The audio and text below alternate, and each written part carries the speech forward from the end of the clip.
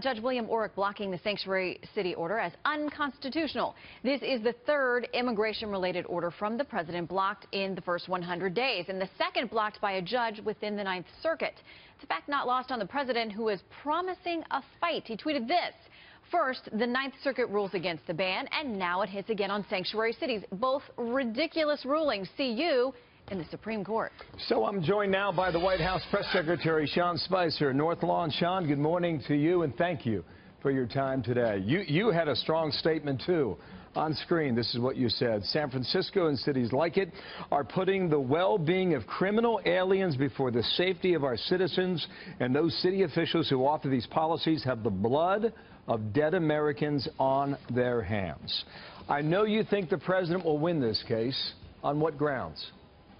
Well, on the same grounds that the court ruled. Ironically, the court agreed with the president's interpretation of the authorities that he's given under U.S. Code. Where they differed is the interpretation of the intent of it, which is really outside of what they should be looking at.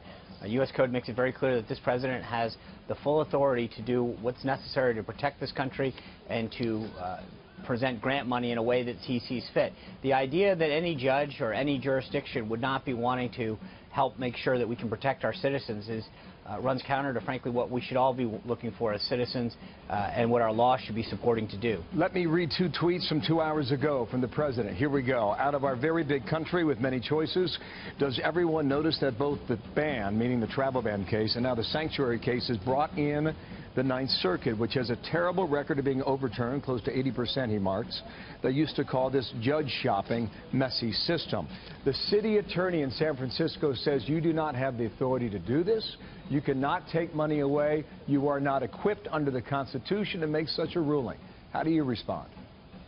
Well, two things. Number one, the judge made it very clear that we do have that authority.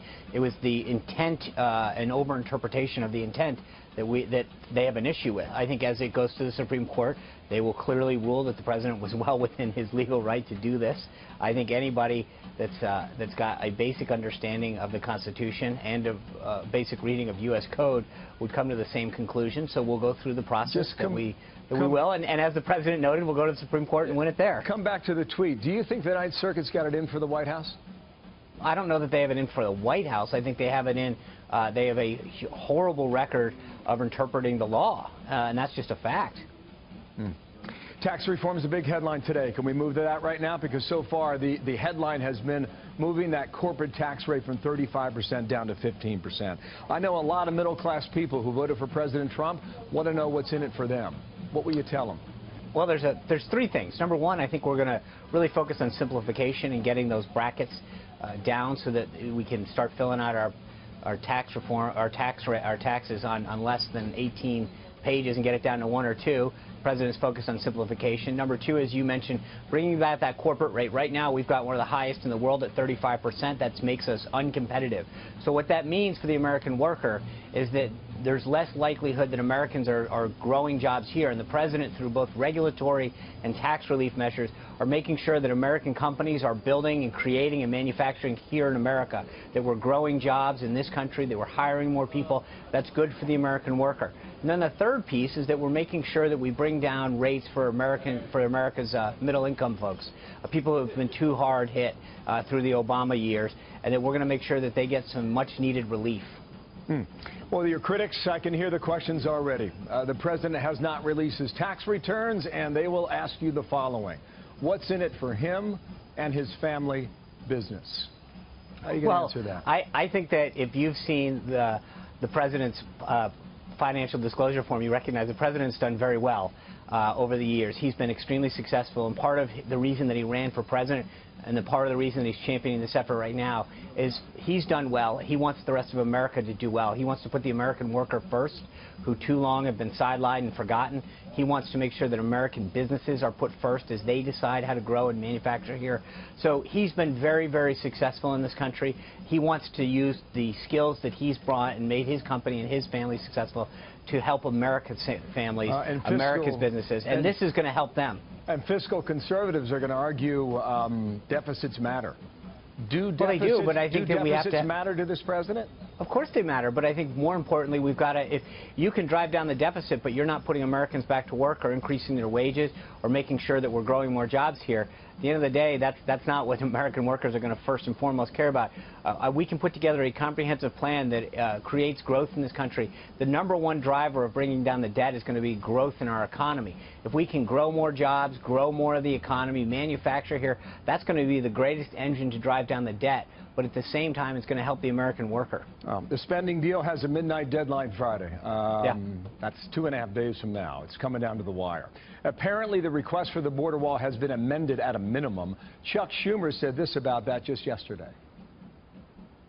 We remain optimistic that we can reach an agreement quickly with our Republican colleagues on the Hill. We're committed to doing exactly that. But the fact that the wall is now off the table, Americans should breathe a huge sigh of relief. The negotiations can resume and move forward. So there is the linchpin in this argument. Is it off the table, Sean, or not? Well, there's two things to remember in this funding argument. #1, we need 60 votes in the Senate to get this passed. And what that means is the president's been very clear what his priorities were from the beginning. Border security and growing our military to protect our national security. We remain committed to those priorities. And it's the question of now whether Senate Democrats are going to join us in that. They've started to add things in the end about Obamacare and bailouts that are throwing a monkey wrench into the system, but we're committed to making sure that the priorities that the president laid out very early in this process are taken care of. Well, we're going to have enough money. Yeah, maybe we can clear it up on that point that I think you're about to make about the money, because Kevin McCarthy was here yesterday. He said a piece of that will be in this budget deal. So right. How do we define a piece of it in terms of dollars or drones or motion sensors? How would you characterize it? Well, there's 5 months left in this fiscal year, and so we hope to have enough money to start the planning process to construct the wall and to make sure that we can refortify areas of the border immediately. And then as the fiscal year 18 starts at the beginning of October, and we start that process now, that we get more money to continue that effort going forward. But what we want to do is make sure that the funding is there in the remaining 5 months of this fiscal year to help plan and start the process. How much money do you need?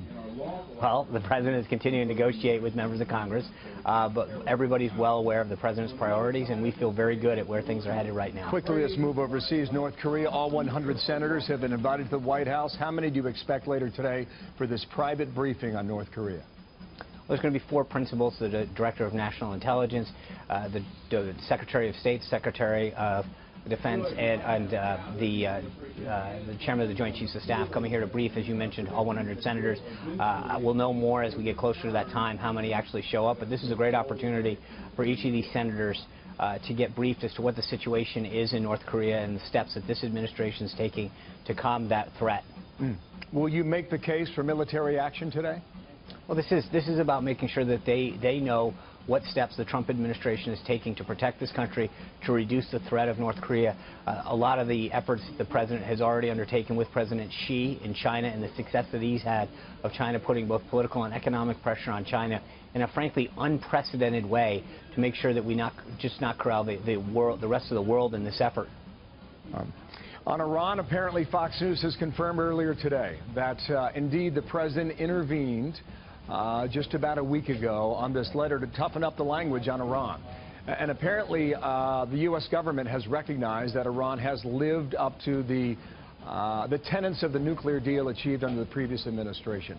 However, I know you have a serious problem with Tehran and the activity that it has contributed to in the region, the Middle East. Which leads us back to the ultimate question, which the president said during the campaign about the Iran nuclear deal.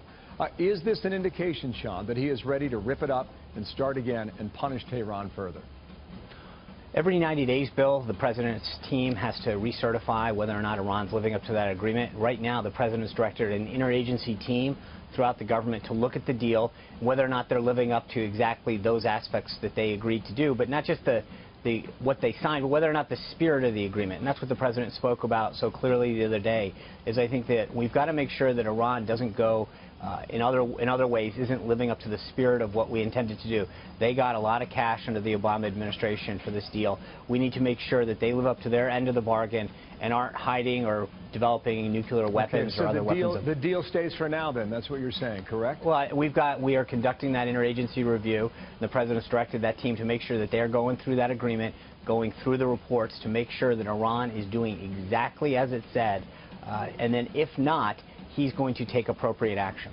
I've got a minute left. Quick lightning round, okay? Did General Michael Flynn break the law, yes or no?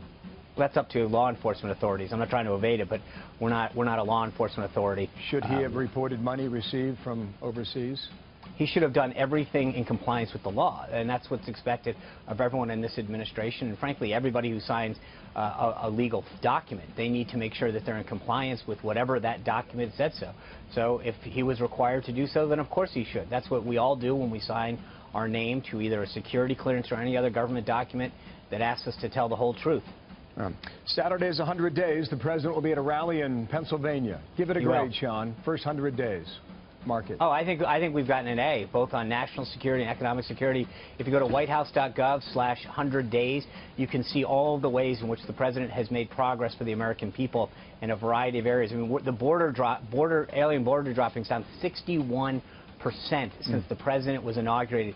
That is a huge milestone for this. The amount of regulatory reform that the president's done is going to continue to lead to job creation here in this country. On the national security front, he's taken enormous steps to protect this country and reduce the threat of radical Islamic terrorism. So on issue after issue, and that's why you frankly should just go to the website, whitehouse.wh.gov. Check it out. Your boss the other day said the briefings get great ratings. How'd that make you feel? Well, I'm very honored and humbled to play a part in communicating the president's message. But let's face it, it's all about him. People tune in and want to know more about what he's doing to move this country forward. I'm just a vehicle to help talk a little bit about some of the success that he's having, and I'm honored to play a role in it. Well, there's humility there. Thank you, Sean, for your time today. Yeah, thanks, what time's the briefing? Today, 1:30. We'll see you then. Thank you, Sean Spicer, the North Lawn there. Appreciate your time.